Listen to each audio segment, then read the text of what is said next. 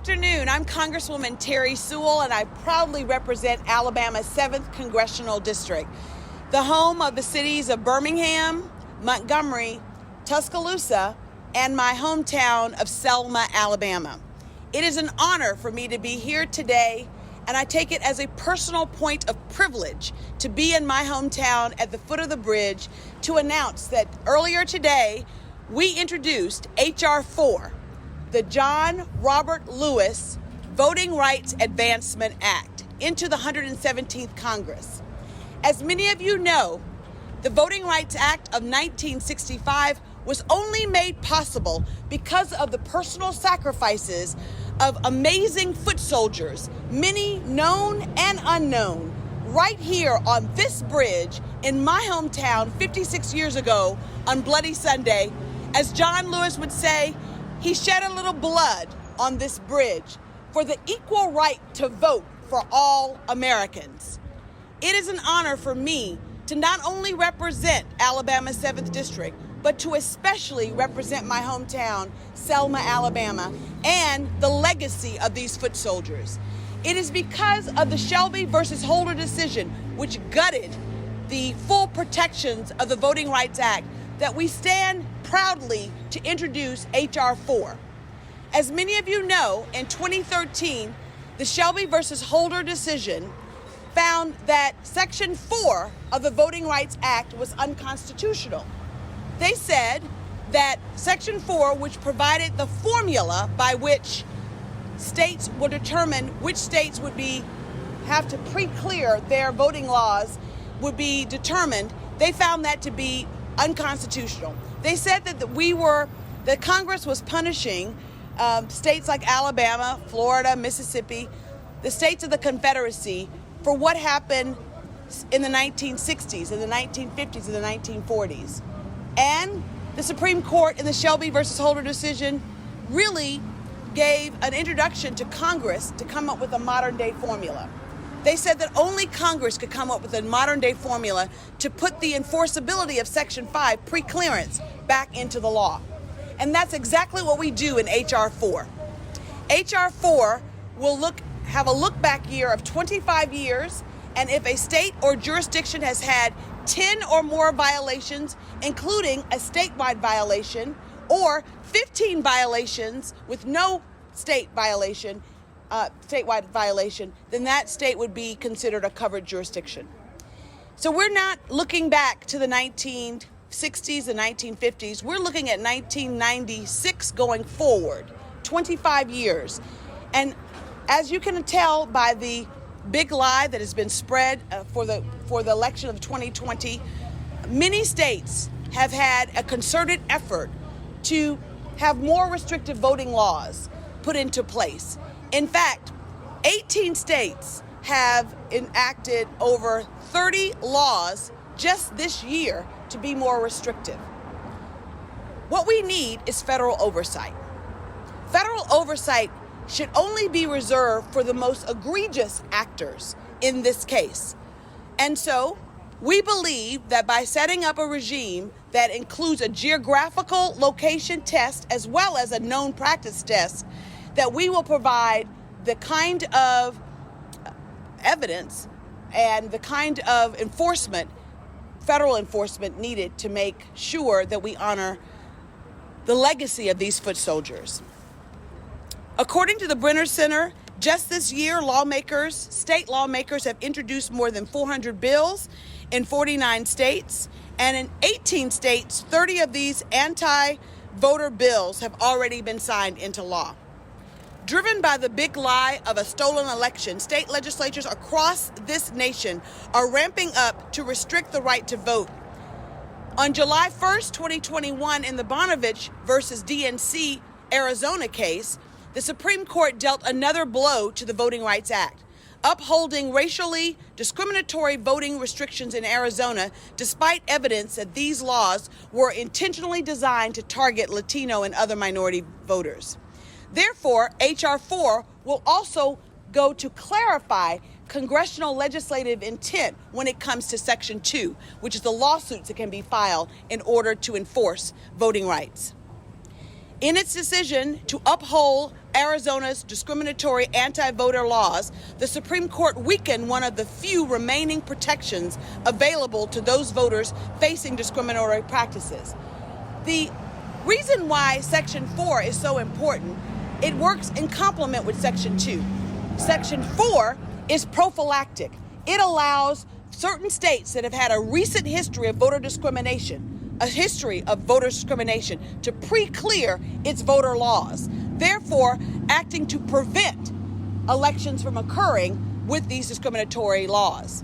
Section 2 is an action that can be brought by a lawsuit after the elections have occurred.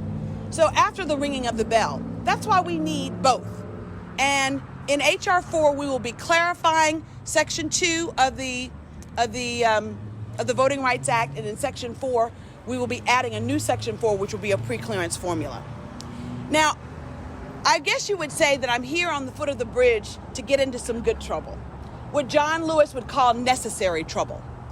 In order to honor the legacy of Amelia Boynton, F.D. Reese, John Lewis, and so many known and unknown foot soldiers, we in Congress must pass H.R. 4. I look forward to this bill being passed out of the House of Representatives as early as next week, and then going over to the Senate, where we know that the majority of the senators would vote for H.R. 4. We have to make sure that the filibuster does not stop us from doing what we know is right. As John Lewis would say, when you see something that is not right, that is not just, that is unfair, we have an obligation to do something about it. So I'm honored today to be at the foot of the bridge, the Edmund Pettus Bridge, right here in Selma, Alabama, to get into some good trouble and to ask all of you to get into some good trouble by contacting your senators and your representatives to make sure that they too vote for the John Robert Lewis Voting Rights Advancement Act. In closing, I would like to also invoke John Lewis's words. John said that ours is not a struggle for one day, 1 week, or 1 year. Ours is a struggle not just for a presidential appointment or doing a presidential term or judicial appointment. Ours is a struggle of a lifetime, and each and every one of us must play our part. I'm asking my constituents to play your part.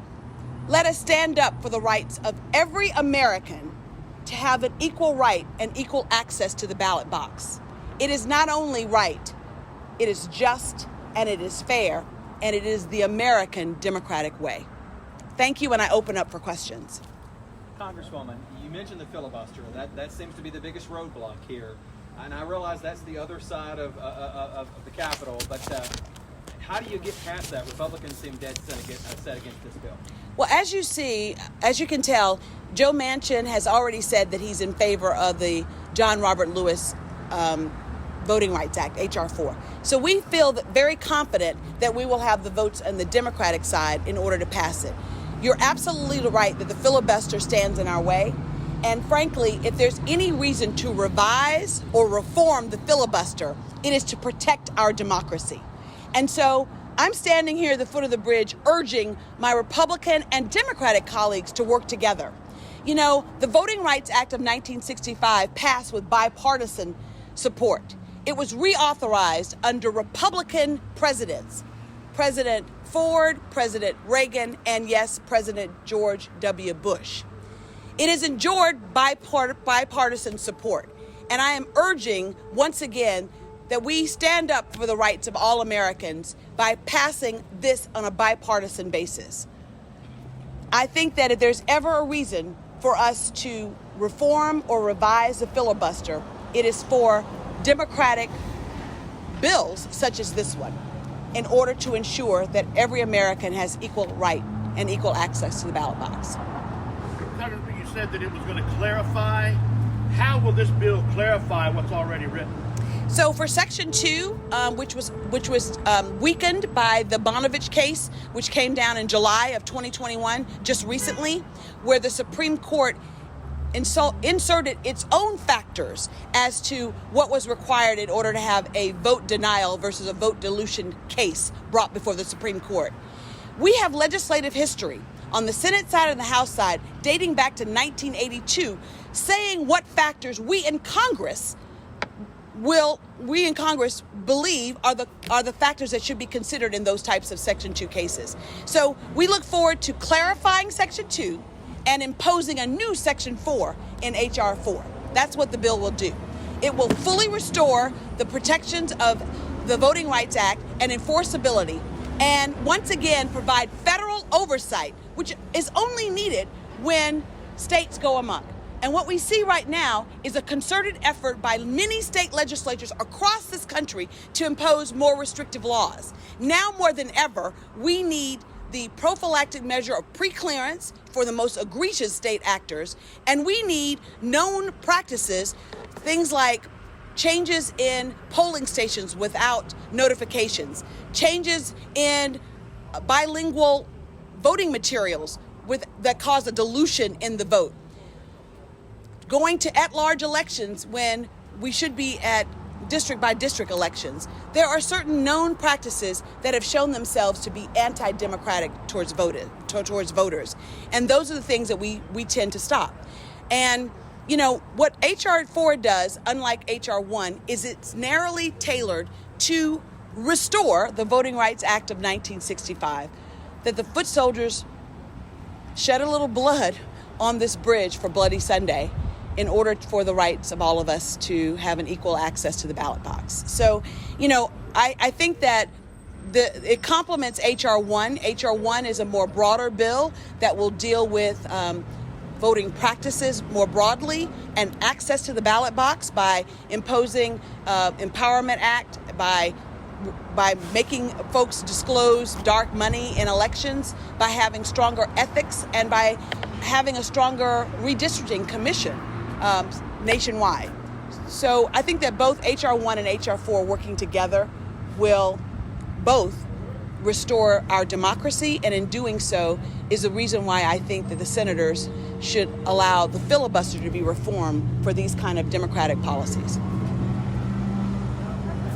What will this mean specifically for Alabamians? You know, for Alabamians, it will mean that we have a stronger federal protection and federal oversight. It's not just for Alabamians, it's for all Americans. We saw in the 1960s that when states were not doing right by its citizens, it was the federal court system that stepped in and provided that protection. Federal oversight is still needed as we see states' legislatures run amok since the 2020 election, which ostensibly was the safest election in our history. By all accounts, experts, folks on the ground, even Republican election officials have said that.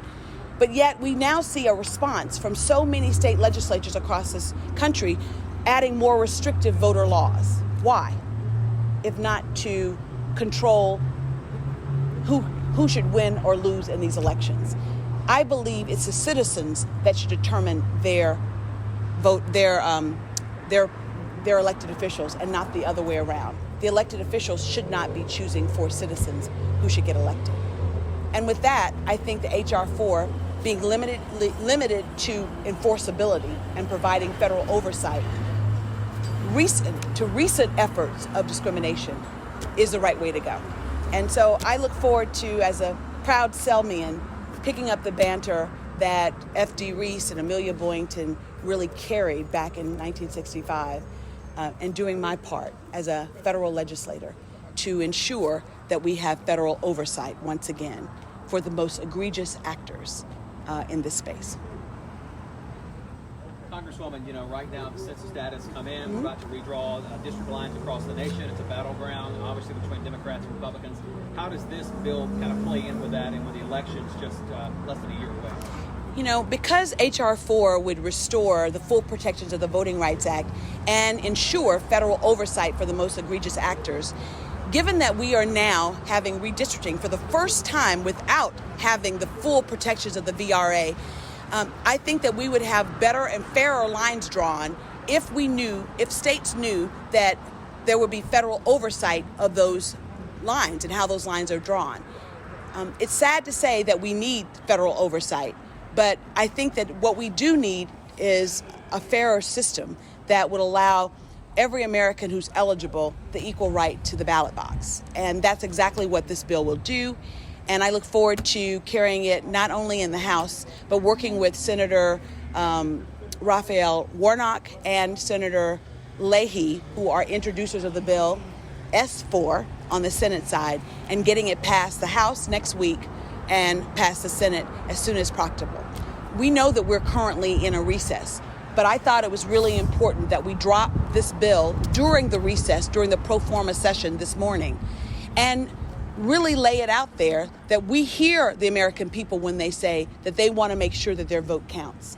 I want to make sure, we all should want to make sure that every vote counts. At the end of the day, when we restrict access to the ballot box, we're restricting the ability of the people to elect their own officers, their own elected officials. And that's unfair and literally un-American. So I think it's my patriotic duty, as well as my duty as a representative of Alabama's Civil Rights District, representing Birmingham, Montgomery, Tuscaloosa, and Selma, that we work as hard as we can to pass H.R. 4. As many of you know, I've introduced a similar version of this bill in every Congress, that's 4 Congresses, since the Shelby versus Holder decision. Introduction today is in the 117th Congress. We have held countless hours of hearings, both on the House Judiciary, the Senate Judiciary, and the House Admin Subcommittee on Elections. We've built a robust record showing that we still, in 2021, have voter discrimination at the ballot box.